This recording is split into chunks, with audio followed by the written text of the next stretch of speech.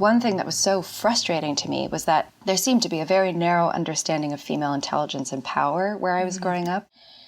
And I felt that what was so liberating about creating Blondine was that she just refuses to participate in any of the narratives that people are trying to typecast her into.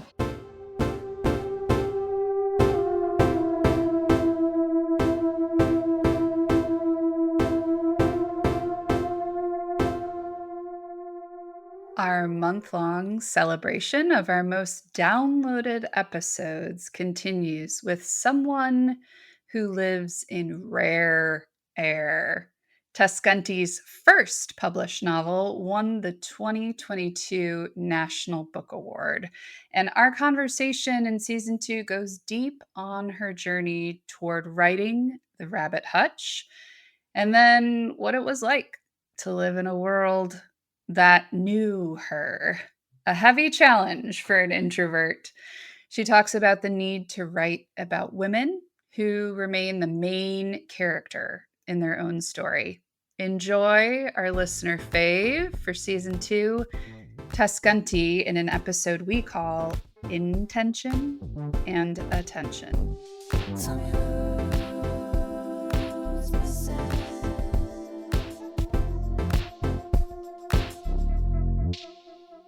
I listened to your unscripted acceptance speech. Oh, yeah. I'm so sorry. I'm trying not to vomit thinking about it. I was so convinced that there was no way this could happen. I did not prepare a speech. But the one thing I did do was read my fellow shortlistees. And I first want to thank them for putting their work out into the world. First of all, was it really unscripted? Oh, yeah. Gosh, it was. Have you've watched it since? I think I forced myself to watch it half a time, and then I couldn't. I really spiraled after it. I couldn't believe it. Because, the rest of the people, I was the last person to go, and the rest of the winners had all prepared these unbelievably beautiful speeches. And then I couldn't believe I didn't prepare one.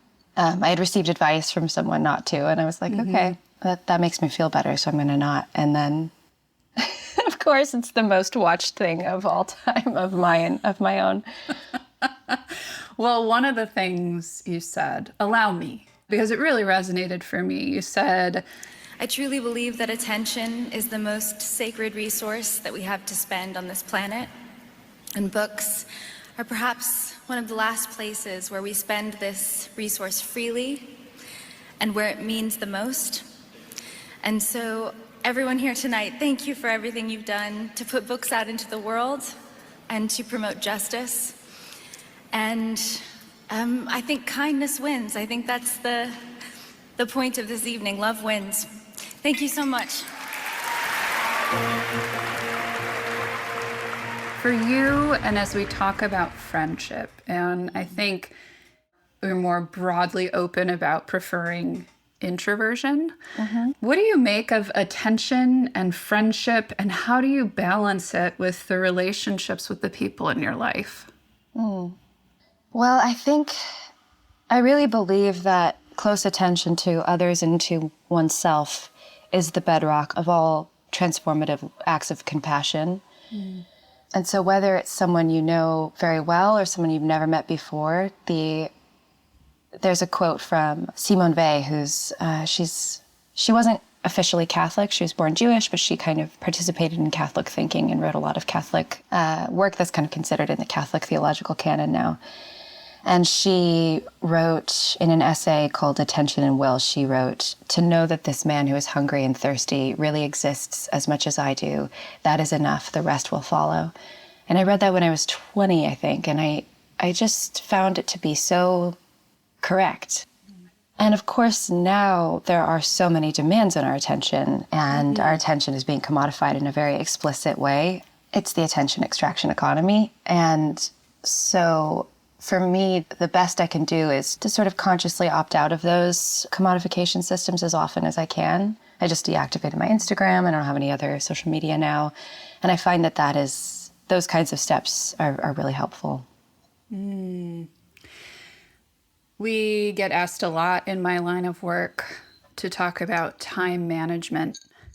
Everyone's looking for like the optimization experience, the Yes. real like question behind that is like, how can I do more? And what you're saying, what I hear you saying is something that we believe, which is focus is the only thing that we can manage. And even that is challenged all the time. I'm wondering, in this very sort of external life you're having right now, what would you put on the list of things that you're focusing on for yourself, along with, the work and promoting the book? How do you focus on yourself too? Yeah, I mean, I guess there were a few things. Right now, I was just traveling for about 6 months, and then when I got home in January, I was told that was going to be the end of the tour, more or less. And so I thought, I'm going to focus now on just recovering and reconnecting with the things that I love the most, just being with my friends, being home, being with my partner and my cats, and my writing. I hadn't really been able to write anything that I wanted to keep when I was on tour, so that was the goal. And then I really allowed myself to say no to things, to stay home, to sleep, and to really rest. I realized that I hadn't really allowed myself to rest properly in a long time. But then I just learned that I have to go on another tour, another tour for about, I think it's going to be more intense actually than the last one. So before any of this began, before the book published, I was able to go to Paris to give a kind of reading at this program from NYU. They do a summer program in Paris every year. And I did my MFA at NYU, so a lot of my professors from that time were there. And I was asking them what advice they gave to a first-time writer, especially when it came to maintaining mental health during this kind of upheaval. And they all said, try to enjoy it. And then I would say, did you ever enjoy it? And they said, no, never. Every single one of them. But I found that those words were kind of echoing around in my head throughout all the travel and the upheaval. I would be in a room of booksellers, or I'd be at an award ceremony, or I'd be, traveling in another country. And I found that the act of trying, really, really trying to enjoy it was the same as the act of trying to exist only in that moment and not be projecting or worrying about something that happened before or something that's about to happen. And so, especially at the National Book Award ceremony, before I won, I really felt like I was in the moment and enjoying everything. I felt it was like this kind of rare experience of joy as it was all happening. And I think that's because I so fully internalized that I wouldn't win, that I was able to relax. And then when I won, I really kind of left my body for the rest of the night and probably some days after. But yeah, I think the attempt to enjoy really is the attempt to also be fully present to the people I'm around and to just attend to them, to really pay attention to what they're saying. And that always helps me. I'm wondering if you can tell me about maybe one particularly challenging stretch of this adventure, realizing that you can start wherever you want with where the adventure starts. I'm not sure what date you'd give it, of writing your first novel, and the one particularly like joyous memory and how you've balanced that in your brain.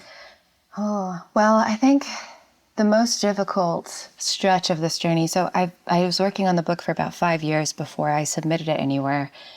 And there'd be two things that are kind of related. One was I had finished, before I wrote this, I wrote a short story collection of kind of linked stories, and that was the book that I finished first. So right after I graduated my MFA, I was still living in New York, and I decided to share it with a couple editors that were kind of acquaintances.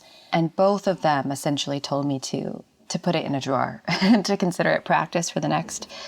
And I knew that this was not, this is very far from the end of anyone's career. It was early on, and I think they were right. And their point was also that it's very, very hard to market short stories, especially these were quite experimental short stories, and you don't really necessarily want that to be your first work out in the world.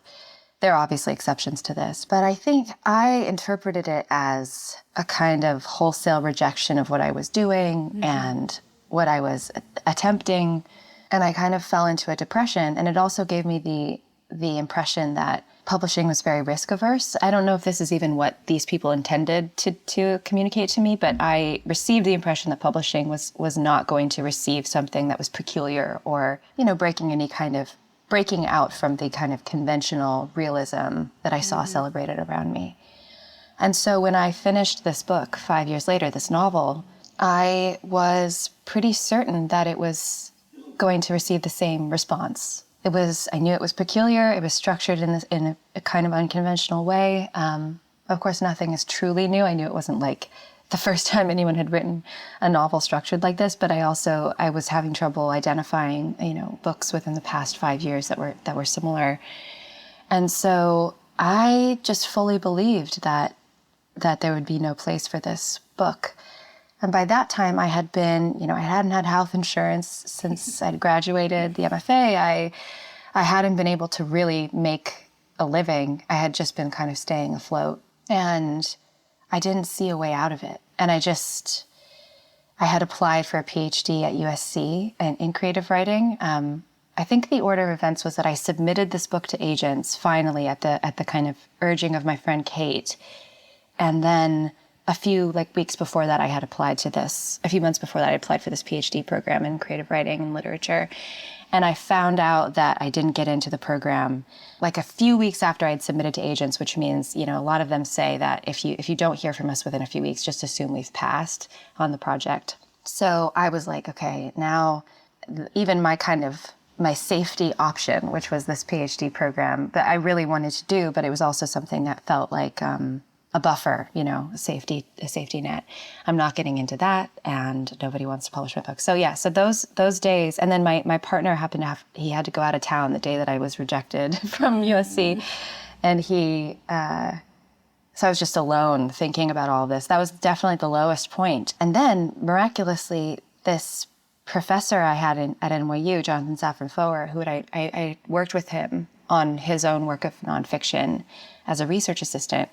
He called me out of the blue, and he was describing another project that he was thinking about working on. He was kind of looking for another research assistant. And he asked what else I'd been working on. And I mentioned that I had submitted to agents, but I hadn't heard back from anyone. And I guess I had to accept that they'd all passed. And he said, why didn't you tell me? I'm going to send them a message and just tell them to read your work, because most of these agents don't have time to read all the submissions they receive. And they have to read all the submissions they receive outside of their work hours. And I promise you that most of them probably haven't even opened your book yet. And I was, I was willing to accept help for sure. I was so happy that he was offering, but I also was skeptical that it would work. And then as soon as he sent the emails, everyone responded and said, we're so sorry to keep you waiting. I can't wait to read your book. I'm reading it now and I'm loving it, And then from there, things moved very, very fast. And soon the agent of my dreams wanted to represent it. And then very soon after, it sold. So that was a very extreme shift from there's no hope in my life to my life changed overnight into this kind of dream career. Yeah. Obviously, I want to talk about your novel.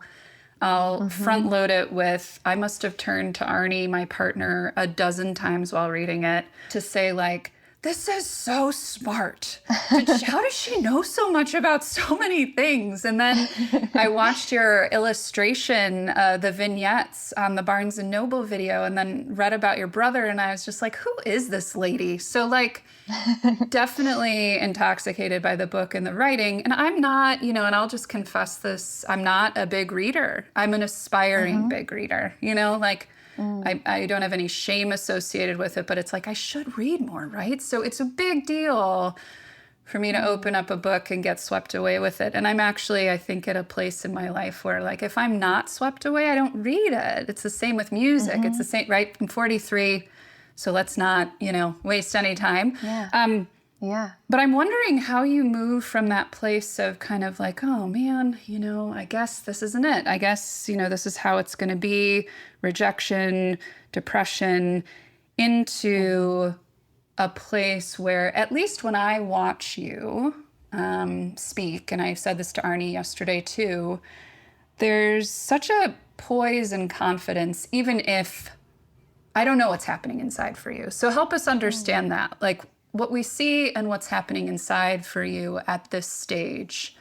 Oh, well, thank you for saying that. I mean, I really appreciate that. I used to do a lot of theater. I loved it growing up, and I wasn't particularly gifted at it, but I just loved it. And I think that helped me a lot because there's something that happens when you're in the middle of a performance where you just, another switch flips on inside of you and you're not yourself. You're kind of this other, you're the character and you know exactly what to do and where to go. And I was doing a lot of musicals, so there was a lot of singing and dancing involved. And I think that's prepared me for this kind of presentational phase of the work. I feel the same switch flipping. And sometimes, right before an event, I can feel that it's not switching on and I kind of panic. But then most of the time it does end up switching at some point. But it's funny because it seems completely involuntary. Like I don't think I can control it at all, but it does help. And a similar thing happened to me when I used to work at a bakery when I was in high school. I just sold the bread during the day. And I would work at the farmer's market on weekends, and it was a very social environment, and you had to be very, outward facing. And it was just a little bread selling job at a market. But for some reason, this was a very transformative experience for me. People would just kind of stop and talk and tell me about their life stories. It was often older people who were maybe left behind by others, and they were lonely and they just wanted to tell someone about their life. And I found that the same thing happened where a kind of external force enabled me to kind of get out of my normal introversion and shyness and slip into this other person who was present to others and, more confident than I naturally feel. Yeah, I think as a kid, I was extremely shy, extremely shy. And I had a lot of separation anxiety with my mother and, all of that. And so I think as I got older, part of the work of attending to others was motivated by social anxiety, really. It was when I realized that when you stop thinking about how you're being perceived and how others are reacting to you and you focus on the other person, that's when you can actually relax and enjoy yourself. So yeah, I often find that extroverts tend to have more speaking anxiety than introverts that I meet, like public speaking anxiety. And I wonder if that's because introverts have to kind of step outside of themselves in order to do it, and extroverts remain within their identities as they try to do it, and that's why it's so terrifying. I don't know. Yeah. It's just a pattern I've noticed. Yeah. I think about, again, sort of observing your composure, but also just like what you say. I think not a lot of people have the experience of like, if you Google my name, you might find a few things. If we Google your name, we're going to find a lot of things. But like this study of like how people show up. And I think, everyone loves a confidently humble person, right? Like this awareness, I'm one among many, but also that I'm just going to say it, exceptional in some ways. And so there, I think, whether you be extroverted or introverted and have that preference, it's very rare that we get to observe someone really in process with it, which is why I wanted to, why it was so curious to me to be like, are you confident, Tess? Because people will say to me, Emily, you seem so confident. And there are things, because I've done them so many times, that my body just does for me. And so a lot of what you're describing is just switches, right? It's involuntary. I'm not actually making anything happen. But I wonder for you, if I ask you that question, are you confident? What does it bring up for you? Because everybody wants it. Everybody wants to, you know what I mean? Especially women leaders, I find. I don't think I would characterize myself as a confident person. I think probably a lack of confidence has been actually I had a mentor who once told me that's your Achilles heel. And certainly people who know me best probably would say that, yeah, a lack of confidence is the thing that's almost always standing in my way.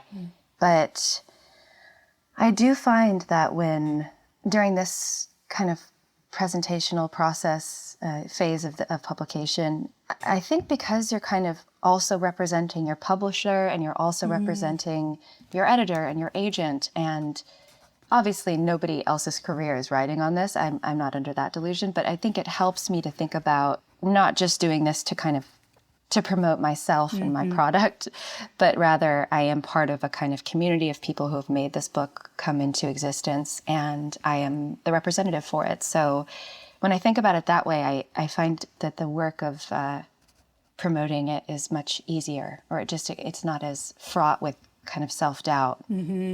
Yeah. But it's also, it is involuntary. I think I kind of slip into a different mode even when I don't feel confident. Yeah. It reminds me of like the acknowledgments at the end of the book, you know, sort of bringing you back to earth of like, it does take a lot of people, doesn't it, to create a work, but also like something that came up for me as I was thinking about you and thinking about the book. And this is maybe not an experience I have, and maybe not an experience that many of our listeners will have, of like, what does it feel like to sit within a body of work for so long? You know, like from the 5 years prior, you know, this conception you had, and like I know you submitted the first 70 pages as part of your thesis, and you know, so you've been living with it for so long. At what point, at least mentally, emotionally, maybe, do you close the door on the first to move on to the second, just in your inner world? Yeah, I mean, I think in the kind of literary fiction world, it is a very long-term commitment to write a novel. And so most of my friends who have written novels either do so very quickly and kind of in this manic burst, or they do so over the course of a very long time, like maybe even longer than 5 years, 10 years, 15 years. And so I think that it is slightly standard, especially for your first book, to take time to get off the ground. But when you're in your 20s, there's almost nothing that I had committed to for that long. I'd never been in a school for that long. I'd never been in a relationship for 5 years. So it was really the longest relationship that I had been in. And I think part of the reason why I was able to finish this book was because it was a more capacious form. And so it was able to mature as I matured, and it was able to change as I changed. And the fact that it involved so many characters and perspectives, I never felt suffocated or trapped or claustrophobic within the structure, which I had in, I think, other things I'd tried. But I do think that I was just talking to some friends about this last night. I had to read the audiobook because the woman who was supposed to read it, the actress who was supposed to read it, she got COVID right before she was supposed to record, and they were on a really tight schedule. And they said, well, we have this studio reserved in LA. Do you want to do it? And so I did it. And they had other actors reading some first-person parts as well. But that was a very important emotional experience because it was a kind of a graduation ceremony for my book. It felt like this is the first time I've read it all without being able to change anything. And it's the first time that I started to feel some distance from it. And I think from that point forward, I was able to kind of see it as its own animal that was out in the world and had its own will and volition, and it would do its own thing. And the promotion, even though you're actually closer to it than ever in some ways, it requires a certain amount of distance in order to analyze and talk about your work. That's been helpful. Has anyone mirrored back for you something that you really hadn't thought about as a way to describe the Rabbit Hutch? You know, I think I've tried so hard to kind of distance myself from reviews or, certainly like the online reviews but I have been, personally contacted. When I used to have Instagram, some readers would reach out. And most of the time I'm just so grateful that people are reading it at all, let alone, finding so much within it that resonates and having extreme emotional reactions to it. Any kind of extreme emotional reaction to me is kind of amazing. You can have that kind of intimate relationship with words, a collection of words. One thing I love about this process is how different the book is in each reader's imagination. But I would say another thing that keeps coming up that I am sort of peripherally aware of, even though I try not to read reviews, is I think a lot of readers kind of, the term manic pixie dream girl comes up a lot when Blondine is being described by, not really in official reviews, but in reader responses online. And I find this kind of fascinating because I think what they're picking up on is that her life is kind of positioned within this incredibly patriarchal, sexist environment where all of the men around her are trying to make her the peripheral character in their narratives. And I really intentionally wanted to write a young woman who was facing those forces, who was resisting them at every turn and was like insisting on carving out her own narrative rather than submitting to these extremely overpowering forces around her. And so in some ways, I find that kind of feedback, like I see where it's coming from, but I think for me, my fundamental understanding of the Manic Pixie Dream Girl and why that's problematic is because she only exists as a function in the plot of the male narrative, like in Elizabethtown or 500 Days of Summer or other films like that, where it's about a sad man who meets this kind of magical woman who kind of takes him out of his depression and into this world of color and vivacity again. And for me, that was just absolutely not what Blondine is doing. Yeah, she's really kind of relentlessly insisting on being the main character of her own life. But the feedback really forced me to reflect on how tricky it is to show the patriarchy and sexism that she would experience without replicating it on the page. Mm-hmm. What I hear is intentionality, and really being purposeful with what we're doing, not to obsess and make it perfect, but to really have that self-awareness and then go forth into the world to do this work, this compassionate work we need to do, but from a place that really isn't typecast, but is sort of authentic in expression. And I think that's really hard. So I just wonder, what were you trying to do, if you have even an articulation for that, with creating Blondine as a character?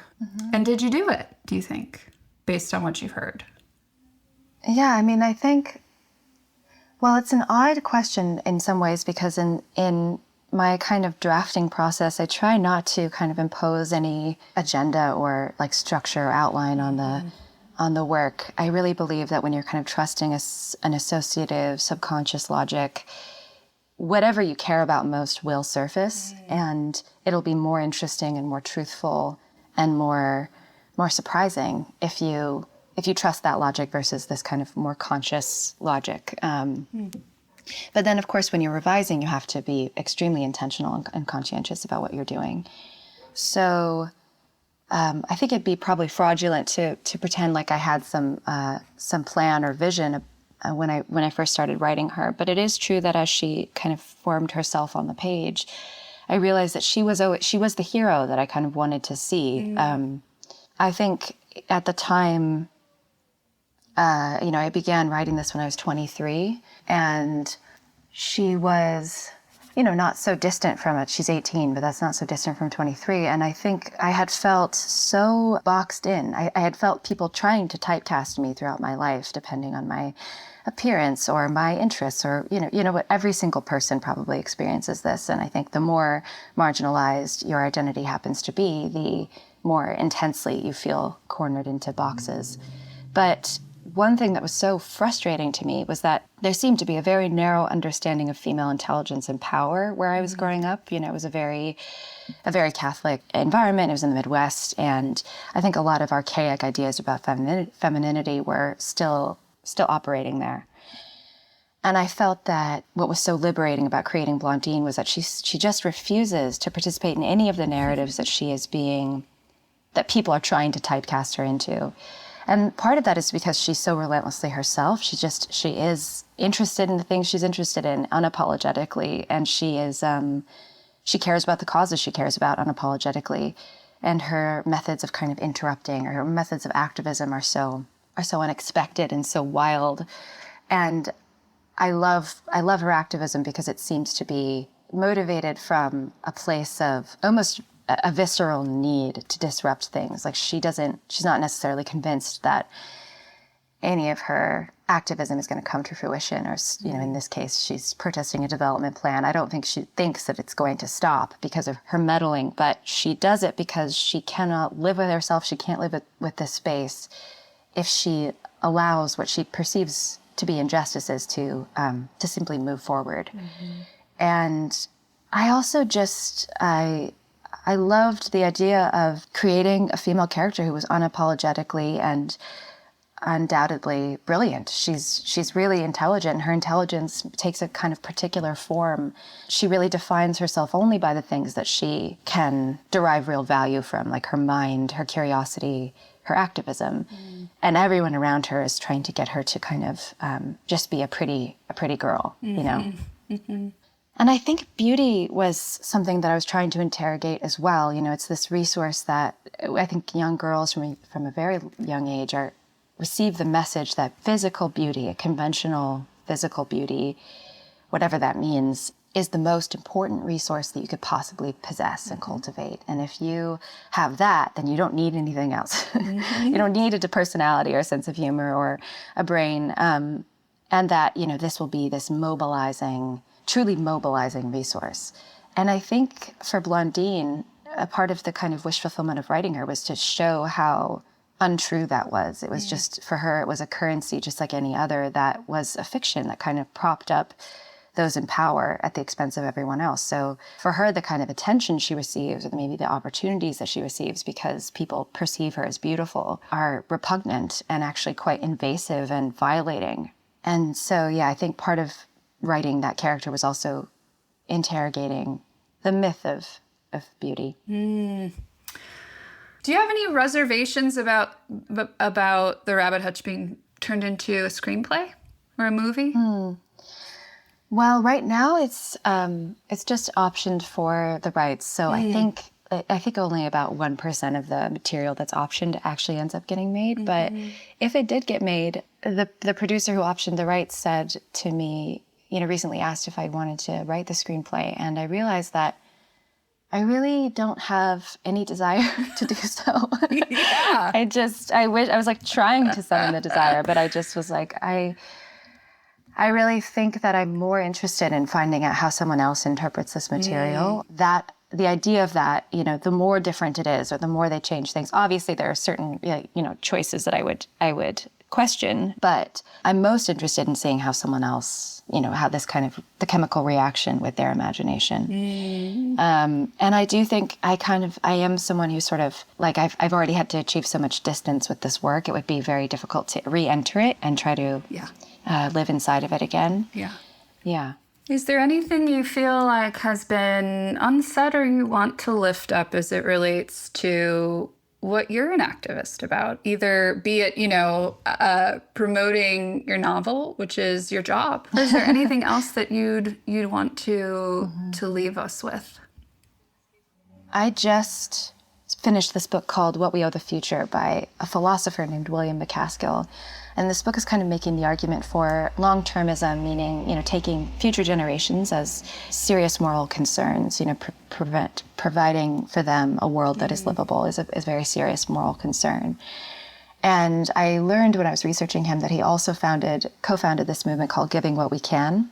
William McCaskill now gives, I think, over 50% of his income, anything above the median UK income, which is about £32,000, he donates to these high-impact charities, most of which are international. So, for example, he said, if you are making the median income in the UK and you give away 10% of that, that's, you know, about £3,000 a year, you could save a life from malaria every single year.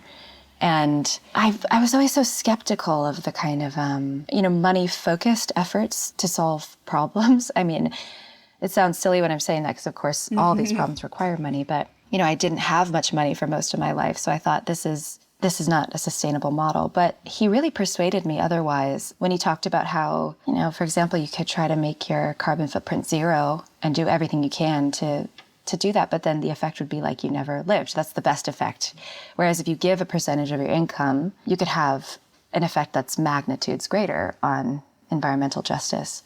So you can go to the website Giving What We Can, and you can see they've kind of arranged these high impact nonprofits, and it's very transparent. It'll tell you what each thing is doing, and you can kind of click around and see what means something to you. I now give a certain amount every month to malaria prevention in Africa, and I think it's a really incredible movement, you know, to just get people to kind of think about ways that they can make a change with even a small donation. His focus is now, I think, mostly on getting millionaires and billionaires to join the 10% tithing movement. Good use of tithing. Yeah. Tess, thank you. Thank you so Thank much you. for your time and your graciousness, and big Oh, fan. likewise. Just of you as a human, and the book's pretty good too. Thank you. All right. Bye. Bye. Tell me